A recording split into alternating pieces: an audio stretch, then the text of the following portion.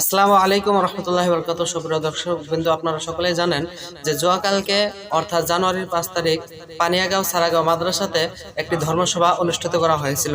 তো সেই ধর্মসভা অনুষ্ঠিতের মাধ্যমে একজন বক্তা বক্তব্য রেখেছিলেন মুফতি খায়রুল ইসলাম লখিমপুর।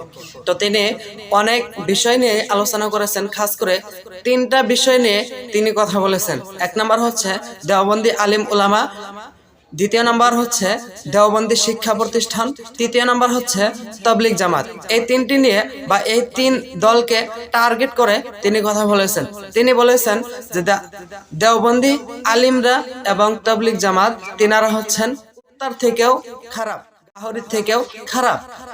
এবং তিনি এই ফতোয়া পর্যন্ত দিয়েছেন যে দারুল উলুম দেওবন্দকে যারা অনুসরণ করে, অর্থাৎ দেওবন্দি আলিম এবং তাবলিগ জামাত ওয়ালারা তিনারা হচ্ছেন কাফির।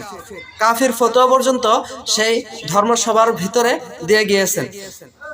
এই 2টা নিয়ে অনেক কথা বলেছেন। আমি আপনাদের মাঝে শর্টকাট বলার জন্য চেষ্টা করব। যে মূল কথাগুলো হচ্ছে যে তিনি দেওবন্দি আলিম উলামা এবং দেওবন্দিদেরকে এবং তাবলিগ জামাত কর্নেওয়ালাদেরকে কাফের ফতোয়া দিয়েছেন এবং গাহরি এবং তার সাথে তুলনা করেছেন এবং এই কথা বলেছেন যে দেওবন্দি আলিম এবং তাবলিগ জামাতকে খানা খিলানোর থেকে তাকে খানা খিলানো অনেক বেটার।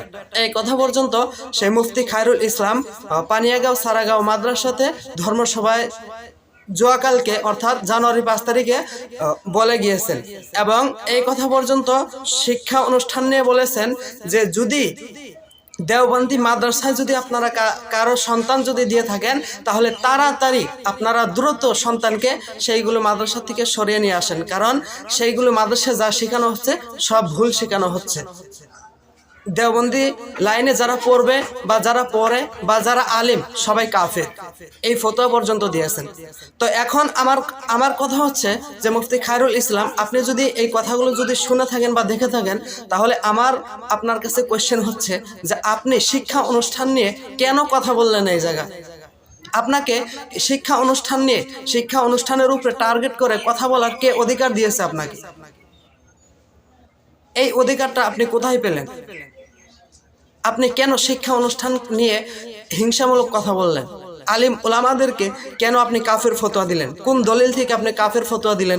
এই কথাটা তো যখন সমস্ত আলিম ওলামা থাকবে তাদের সামনে আপনি তো বলবেন যে আপনি কত বড় মুফতি খায়রুল হয়েছেন। আর সেই জায়গায় প্রমাণিত হবে যে হাজার হাজার যখন আলিম ওলামা থাকবে, সেই জায়গায় আপনি বলবেন যে দেওবন্দিদেরকে যারা ফলো করে, দেওবন্দি আলিম ওলামা তাবলিগ জামাত, তারা কাফের। আজকে রাত 12টার পর 4-5 জন মানুষ বা কিছু মানুষ নিয়ে বা সাধারণ মানুষের সামনে আপনি বক্তব্য দিচ্ছেন যে দেওবন্দি উলামা ইকরামরা কাফের, দেওবন্দি মাদ্রাসায় যেগুলো শেখানো হচ্ছে সমস্ত ভুল শেখানো হচ্ছে। তাবলিগ জামাত যিনারা করেন বা যিনারা মানুষকে নিজে খায়ে নিজের টাকা ব্যয় করে মানুষকে নামাজ শেখানোর জন্য চেষ্টা করছে, তাদেরকে আপনি কাফের পর্যন্ত ফতোয়া দিয়ে গিয়েছেন। এই কথা বলার আপনি সাহস পেলেন কোথায়? এই কথা বলার আপনার সাহস কে দিয়েছেন? আপনি আর কোন দলিল থেকে আপনি দেওবন্দি আলিমকে, দেওবন্দি মাদ্রাসাকে, তাবলিগ জামাতকে কাফের ফতোয়া কোন দলিল থেকে দিলেন? এবং কুত্তা এবং গাহরির সাথে কোন হিসাবে আপনি আলিম হিসাবে, আপনি একজন মুফতি হিসাবে কোন আকল দিয়ে এই কথাগুলো বলেছেন? আমরা চাচ্ছি যে আমাদের এলাকার ভিতরে 2টি মাদ্রাসায় যাতে আমাদের এই এলাকার ভিতরে দাঁড়িয়ে থাকে, কারণ আমরাও চাচ্ছি, দেওবন্দিওয়ালারাও চাচ্ছে যে আমরা জান্নাতে যাব, সুন্নিরা অর্থাৎ বেরলভিরাও আপনারাও চাচ্ছেন যে জান্নাতে যাওয়ার। অর্থাৎ 2 দলেরই জান্নাতে যাওয়ার চেষ্টা, মানুষকে জান্নাতে নিয়ে যাওয়ার চেষ্টা। তার মধ্যেও এই ধরনের বিতর্কমূলক কথা বলার মানেটা কি ভাই?